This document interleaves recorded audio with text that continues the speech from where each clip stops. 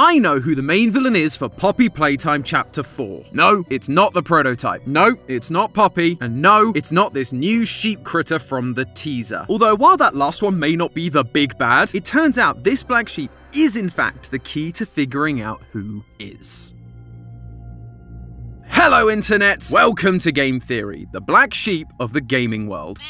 While everyone else is being cute, doing Let's Plays, we're over here chowing down on the stories of orphans shoved into plushies. But we're not alone, because we just got ourselves a brand new teaser for Poppy Playtime Chapter 4. A Dog Day plushie walks through a room until out of the shadows, a black clump pounces and begins chowing down. They look up and we see a room full of toy corpses stacked high. See, Poppy and I really are a match made in heaven.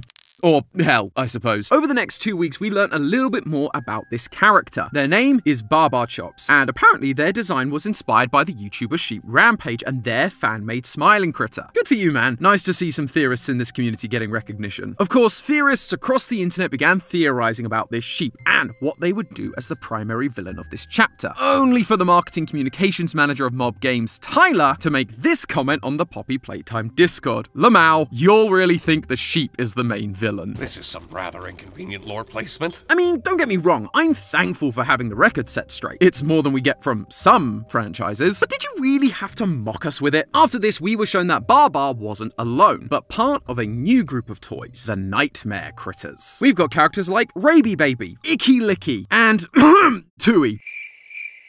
Oh, come on, you can't tell me they didn't know what they were doing with these names. Regardless, this was a pretty clear sign that critters like Baba weren't going to be the primary villains of this chapter. But then, who is? Of course, we could just wait for the next teaser to find out. But you know what? I don't actually think we need to. Because even though Baba may not be the main villain, the decision to use them in the teaser instead of any of the other new critters was intentional. Their inclusion is incredibly important because it actually helps us figure out who the real villain is going to be. So let's start digging through the piles of decaying toys, loyal theorists, to see if we can find the tiniest scraps of lore to chew on. For starters, how is Baba the key to figuring all this out? Well, for that, we've actually got to go back in time a little bit and talk about another recent development in the Poppy Playtime world, a series of videos released on Mob Entertainment's YouTube channel called The Story So Far. Each video involves Harley Sawyer. I'm called the Doctor. He was the guy that helped start the Bigger Bodies initiative. He is narrating us through the events of chapters 1, 2, and 3. Seems pretty straightforward. However, when the first video came out, fans were quick to notice that something wasn't quite right. At 1 minute and 28 seconds, there were hidden frames that showed the letters IV, A, R, and G, followed by the phrase, "Let the game begin." IV is the Roman numeral for 4, and the other letters, well, I'm sure you can figure that part out. This was the start of the Chapter 4 ARG, which was very exciting. Chapter 3's ARG revealed a ton of information about the poppy gas, how they made the experiments, and the human identity of Catnap. So people began scrambling to find whatever answers they could about this thing. Big shout out to everyone over on the Poppy Playtime Discord, by the way. While I have been trying to solve all these clues on my own, these guys were incredibly quick on the draw, solving puzzles just hours after release, including Sheep Rampage, the YouTuber I mentioned earlier. So if you want to stay on top of the latest Poppy ARG stuff in the future, I highly recommend you go and check them out. There's a link in the description. Hi, Future Tom here. So I'm literally about to head out for a vacation, but I've just seen that there's potentially more to this ARG. Members of Mob's Partners in Crime program have been receiving letters with hidden clues. At the time I'm recording, there's only been a handful of clues. They're still missing a couple of key components, but by the time this episode comes out, the rest may have been revealed. So definitely go and check out the Poppy Playtime Discord if you want to see where that ended up. I don't believe it's going to change much about this episode, but I just wanted to let you know so you're not wondering why I'm not talking about those codes specifically. Okay, back to the ARG. Fortunately, none of us had to wait too long for our first major clue. Right at the end of that first video, we got this wall of text. At first, it looks like our old friend Base 64. So I tried it and ended up with this. Yeah, not exactly what we're looking for. But did you know that there are actually more base ciphers than just 64? Base 64 gets its name from containing containing 64 unique characters, a capitalized and non-capitalized alphabet, numbers 1 to 9, and a couple of symbols. However, there are a bunch of base forms that use a different amount of unique characters that we can try. We actually used base 5 back in our That's Not My Neighbor video, but there's also stuff like base 16, base 36, base 62, base 85, and the one that came in handy today, base 32. This one uses a single alphabet and the numbers 1 to 7. So if you see a code that looks like it should be base 64, but it lacks any symbols or the numbers 8, 9, or 0, try base 32, the more you know.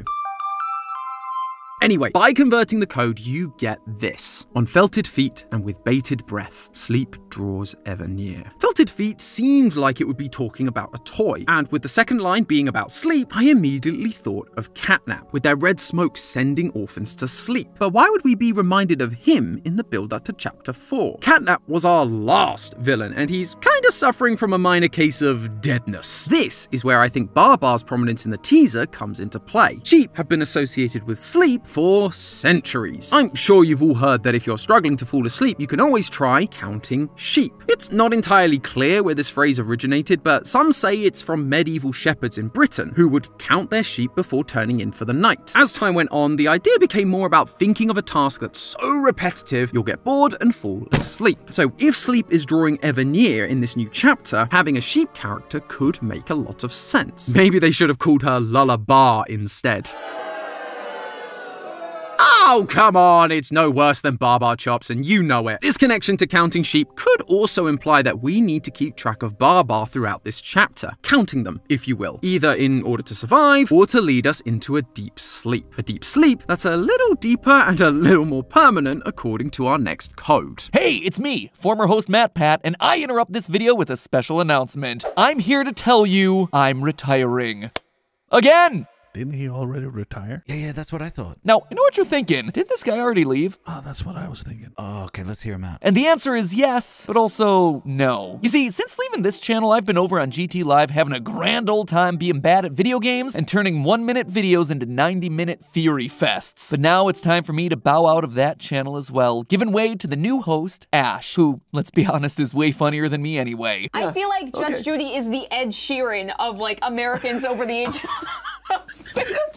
No, finish. Judge Judy is the Ed Sheeran of Americans over the age of 65. Amazing. So this Saturday, October 26th at 1:00 p.m. Eastern, 10:00 Pacific, we're having a big going away party live, and I want you to be there. Consider it an Eras tour for GTLive, where we're playing games and getting all nostalgic about the last decade of streaming. And most importantly of all, this whole thing is meant to benefit the Make-A-Wish Foundation, an organization that works to make the wildest dreams come true for children fighting the world's most critical illnesses. In fact, in this stream, we're raising money for their most urgent wishes, what are known as the rush wishes, the ones where, sadly, the children don't have that much time left. The reason this meant so much to me is that basically you all made my wishes come true thanks to this career on YouTube, and now, as my final act, I'd like to pay it forward by making other people's wishes come true. Seemed like a really fitting note to go out on. And hey, if you want to start contributing now, as part of the charity event, we're actually having an auction of some old MatPat and GTLive memorabilia from over the years, with all the proceeds going to help those critically ill children to get their wishes granted. You can actually get your hands on some super rare one-of-a-kind items, like the morph suit that I wore from that edible underwear episode, the giant Gigachew that's hanging around our office, we have a signed copy of Undertale from yours truly, so you can own one along with the Pope, and even my signature red jacket. Yeah, the one that's been hanging up on set since my retirement video. One of a kind, signed by me. You'll see it live on the stream, so you know it's real. Anyway, all those items and more are available right now for you to bid on all throughout this week up until the auction closes during the finale live stream. So if you're interested in contributing to an amazing charity and an amazing cause, or if you're interested in just getting some cool stuff, make sure you check out the link down in the description below, and be sure you're there this Saturday the 26th at 1:00 Eastern, 10:00 Pacific for one final video. A final video for you. See ya.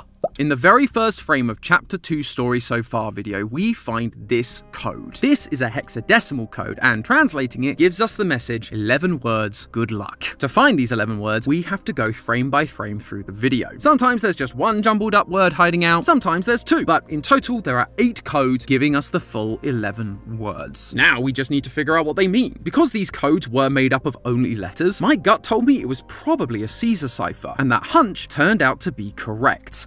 Kinda. It was a Caesar cipher, but not the same one for the entire code. A Caesar cipher works by shifting the phrase backwards or forwards a certain number of letters. However, each of these 8 codes has been shifted by different amounts. You can't just plug them all into one code breaker and call it a day. So after playing around with it for a while, you end up with this assortment of 11 words. Am not, paths, turning, of death, but I, over, afraid, and clear. Obviously, this doesn't make a lot of sense right now. We need to find the correct order. And this is where the puzzle goes from a little bit tedious to actually quite genius. If you take a closer look at the solution, the 8 codes have been shifted by a number between 1 and 8. PFSW is shifted by 1, RCVJU is shifted by 2, and so on. If you then place all of these words in the order of the shift values, you get the final phrase. I gotta tip my hat to you, Mob Games. At first I thought you were just drawing out the solution to make it seem bigger, but that's a level of thought-through puzzle solving that would make a grown animatronic cry. Combining this with our previous code, we end up with this. On felted feet and with bated breath, sleep draws ever near. Over paths turning clear, but I am not afraid of death. Unlike the sleep and nightmares that were caused by the red smoke in Chapter 3, the sleep that is coming for us in Chapter 4 is simply death. But that's not actually what stood out to me. For the first time, we have got the use of a pronoun. I. Up until this point, this could have just been a cryptic poem for the sake of an ARG, but this shows us that's not the case. It's about a specific character. Interestingly, all of the Stories So Far videos have started with a date, 2005. That's 10 years after the Hour of Joy, the event that killed all the employees in the factory, and around the same time that we came back to try and find anyone who remained. At the end of Chapter 3, Poppy told us that everyone was killed, but we know this isn't the full truth. Leith Pierre seems to still be around, able to run Project Playtime, and the writer of the orientation notebook, PW, is also still alive to write in the book. Now, we seem to have another character that has survived the Hour of Joy. However, unlike PW and Leith, who seem to be free, I don't think this one is, and that's because of the way the poem is written. It follows an ABBA rhyming scheme. The first line rhymes with the fourth line, and the second line rhymes with the third. This evokes a feeling of claustrophobia or entrapment, because you have the BB rhyme enclosed by the 2 A rhymes. This is telling us that the character it's about is likely trapped. And with that line about felted feet and sleep drawing near, it's telling us that they are actually trapped down in the facility, being hunted by the toys. Although I will say this character doesn't seem particularly scared. Despite this sleep drawing near, they see an open path before them, and they're not afraid of death. Weirdly, this line sparked a memory from my time going to a Church of England high school. One of the common passages from the Bible that we had to read out in assemblies was Psalm 23. Even though I walk through the valley of the shadow of death, I will fear no evil, for you are with me. Just like in the ARG poem, there is a path ahead that is full of death. But the writer of the psalm, King David, isn't afraid of it. He goes on to say that the Lord's rod and staff comfort him, tying it back to the beginning of the psalm where he refers to the Lord as his shepherd. David is not afraid of death because he has something much stronger on his side, God. That might seem like a completely unrelated tangent, but if you think back to Chapter 3, it was full of religious implications with characters like Catnap. Chapter 3 confirmed that he used to be the orphan Theodore, but when he got injured trying to help 1006 escape, the prototype took him to Playtime co-scientists in order to save him. Catnap was the result, and so he worshipped the prototype, saying things like, "The prototype will save us, and I live to serve our angel of salvation." Religious inspiration is all over Poppy Playtime, especially when it comes to the prototype and his role as a god or savior to these orphans. He is their god, their good shepherd, the one that has promised to save them from death. Could this mean that this poem isn't about another human employee, but the newest toy to be put front and center, Baba? Are we dealing with another orphan turned toy turned 1006 cultist? I don't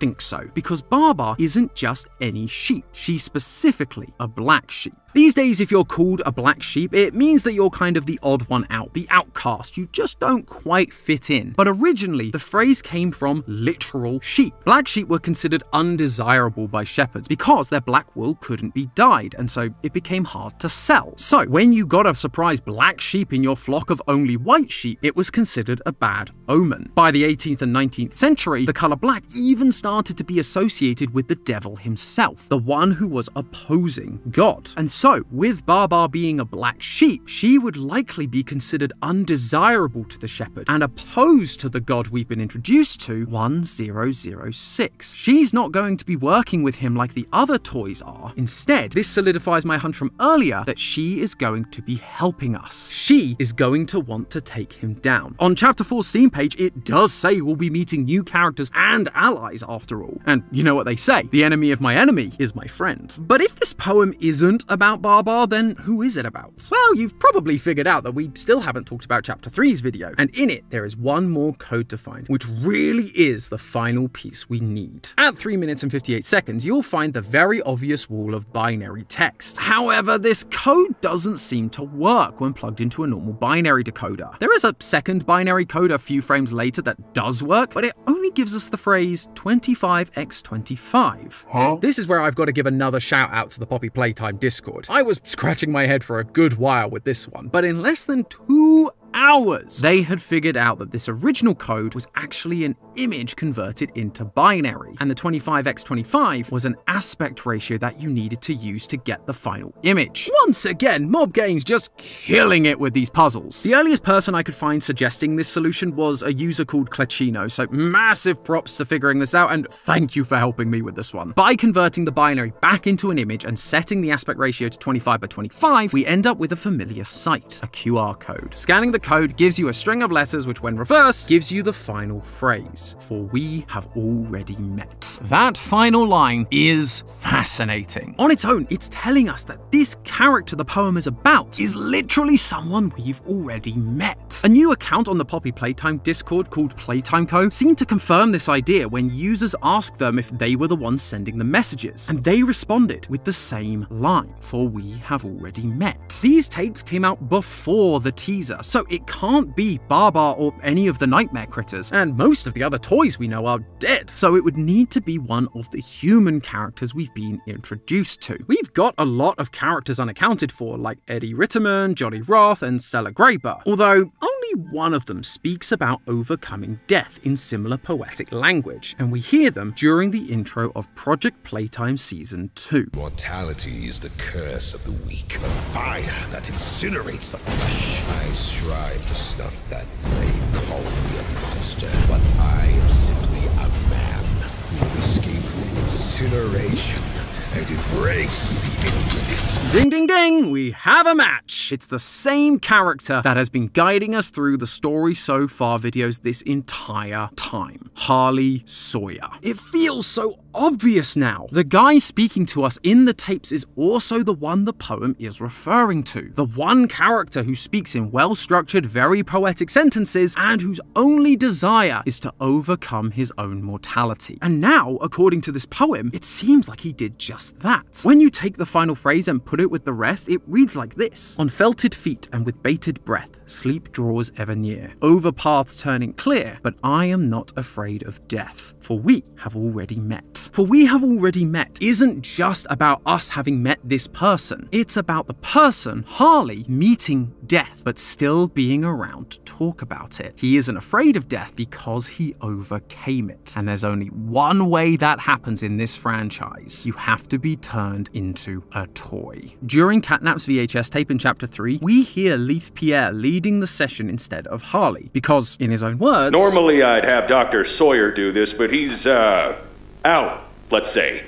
So you got me until they find his replacement. The way Leith says Harley is out feels incredibly uncertain. He's clearly not able to perform his duties anymore, hence the need for a replacement, but it's not as definitive as saying he was fired or no longer with us. And these Story So Far videos prove that he definitely isn't dead. Right at the end of the Chapter 3 video, the camera pulls back to reveal a bunch of security camera feeds. As we pull back, Harley's narration audio changes slightly. It's no longer on the VHS tape, it's being spoken from within the security room. This is not a pre-recorded message. He's been down here physically, watching us throughout our journey, which makes Leith's use of the word out feel even more odd. It's almost as if Leith doesn't really know what to call Harley anymore, because Harley isn't who he once was. Harley has done what he set out to do in his incineration monologue. He overcame death and became a living toy. This is what the Bigger Bodies initiative was always for. He initially framed it as a way to save the company, but in reality, it was to further his own twisted goals of living forever. And unlike the writer of Psalm 23, Harley didn't wait for a god to help him. He used science and became a god himself. He now has power over life and death. He has been helping others to beat death. He has almost become a Jesus-like character. Harley sees himself as a god, a savior, a shepherd. He is here to lead the flock to eternal life. That grace, however, doesn't seem to apply to us. He ends the video by saying, "We are being led like lambs to the slaughter," and then he laughs maniacally. Again, it's more shepherd imagery, but it's not the response of a good shepherd that's going to take care of us. It's a threat. The response of a power-hungry madman that's going to lead us to the slaughterhouse. Which leads me to believe that Harley, or the toy he has become, is going to be the real villain of Chapter 4. He's never been afraid of killing people that he sees as a problem. He created Boxy Boo and taught him to desire human flesh in order to get rid of people like Rowan Stoll, who were going to expose the entire operation. If we survive this trip to the factory, we would likely be doing the same thing. All of the quote-unquote good things he did would be undone, and he can't have that. But you know what? I'm gonna do you one better. It's all well and good knowing the human identity of our upcoming villain, but let's be honest, the thing we all really care about is what toy Harley is going to appear as. At the time of recording, a trailer hasn't been released revealing this new toy. However, I think I've already figured out what it's going to be, and it's all thanks to a little thing called trademarks. A trademark basically shows a person's or business's ownership over a word, phrase, logo, character, that sort of thing. People file for trademarks so that other businesses can't then use those recognizable ideas to help sell their own products. Mob Entertainment has a bunch of trademarks, mainly for the names of their characters across video games, merchandise, and of course, stuffed toys. For example, all the Nightmare Critters had their names trademarked back in September. However, when you look at Mob's trademark list, there are two names that haven't been used, both of which were registered in May, long before the Nightmare Critters. For them to have been registered so long ago but remain unused, they have to be key characters to this upcoming chapter. Each chapter has introduced us to multiple monsters after all. In Chapter 3, alongside Catnap, we got Mr. Light. In Chapter 2, we had Bunzo and PJ Pugapilla alongside Mummy. So with there being two unused names, it's more than likely that's what we're seeing here. One of these guys is going to be the scary but secondary villain, while the other one takes the role of our big bad, and Harley's new toy body. The question is, which one? Well, the names are as follows: Yarnaby and